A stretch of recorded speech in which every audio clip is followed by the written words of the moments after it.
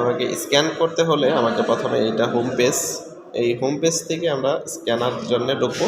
Scanner classic এটাতে click করলে এখানে এই অপশনটা হচ্ছে স্ক্যানারের। এখানে আপনার যে ফোল্ডার সেটা সিলেক্ট করবেন, আপনার নিজস্ব যে ফোল্ডারটা, সেটা সাপোজ এটা আমি সিলেক্ট করলাম। স্টার্ট দিলে নর্মাল সে স্ক্যান হয়ে যাবে। ধরেন একাধিক একটা পেজ আমি এখানে বসাই, লেখাটা থাকবে উপরে, এখানে লেখাটা উপরে থাকবে। স্টেপলার পিন আছে এমন জাতীয় ডকুমেন্ট এখানে কেউ দেবেন না, সবাইকে অ্যাওয়ার্ড করা হচ্ছে, এই জিনিসটা মাথায় রাখবেন সবাই।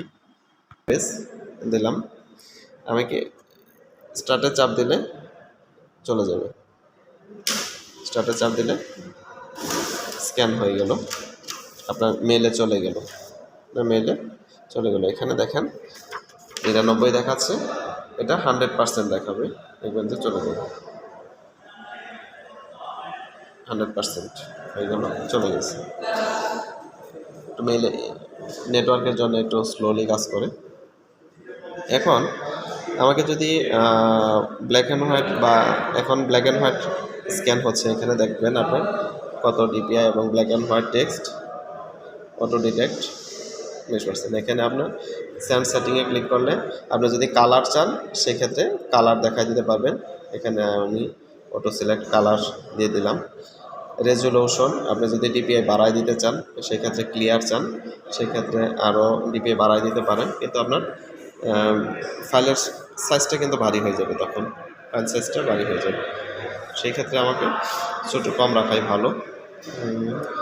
আর যদি স্ক্যান সাইজ, আমাকে ডকুমেন্ট সাইজটা যদি অন্য পেজ হয়ে থাকে, A4 ব্যতীত অন্য পেজ হয়ে থাকে, সেক্ষেত্রে আমি একজ্যাক্ট যে সাইজ সেটা দেখাই দিতে পারবো এখান থেকে।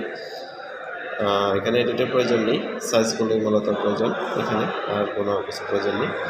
আর হচ্ছে এখানে দেখেন ওয়ান সাইড, আমার এই ডকুমেন্টটা যদি টু সাইড হতো সেই ক্ষেত্রে আমি অরিজিনাল সেট আপে গিয়ে টু সাইড এটা সিলেক্ট করব, সিলেক্ট করে ওকে দিয়ে দেবো, এটা হচ্ছে টু সাইড স্ক্যানের ক্ষেত্রে আমার এটা মূলত প্রয়োজন।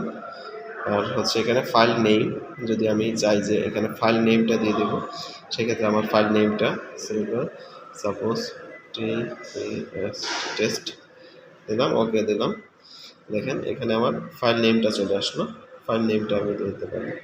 অনেক সময় কিন্তু কারো প্রয়োজন পড়ে যে আমার সিঙ্গেল পেজ জেপিজি ফাইলে নেব, সেক্ষেত্রে জেপিজি সিলেক্ট করে ওকে দিলে আমার জেপিজি ফাইল ফরম্যাট হয়ে যাবে, জেপিজি এখানে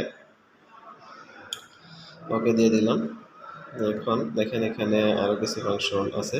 আর যদি আমি চাই যে সবাইকে একত্রে আমার এই ডকুমেন্টটি সবাইকে মেইলে দিয়ে দিব, সবাইকে মেইলে একসঙ্গে আপনি এখান থেকে চাইলে এখান থেকে মেইল করে দিতে পারছেন, সেই ক্ষেত্রে সবার ফোল্ডারটা যাকে যাকে দিতে চাচ্ছেন সবার ফোল্ডারটা সিলেক্ট করে দিবেন, অথবা ইন্ডিভিজুয়াল যদি কাউকে স্পেসিফিক দিতে চান, সেই ক্ষেত্রে যাকে যাকে দিতে চান সেই ফোল্ডারটা সিলেক্ট করে স্টার্ট দিলে চলে যাবে তার ফাইলে মেইলে চলে যাবে সবার মেইলে।